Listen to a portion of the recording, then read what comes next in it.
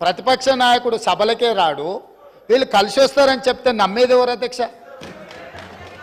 నేను అందుకే వారికి సూచన చేస్తున్నా, వెనకాల ఉండే అక్కలు ఇక్కడ ఉండి చెప్పి ఇక్కడ ముంచి అక్కడికి తేలినరు. ఆ అక్కల మాటలు విన్నాడు అనుకో జూబ్లీ బస్ స్టాండ్లో కూర్చోవాల్సి వస్తుంది అధ్యక్ష. అందుకే అందుకే అందుకే అందుకే అధ్యక్ష,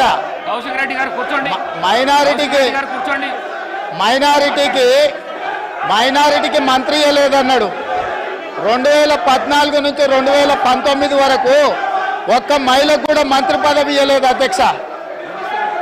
5 సంవత్సరాలు ఒక్క మహిళకు కూడా మంత్రి పదవి ఇవ్వకుండా ఈ ప్రభుత్వాన్ని, ఆనాడు ప్రభుత్వాన్ని నడిపి ఈ రోజు వచ్చి మైనారిటీలకు ఇవ్వలేదని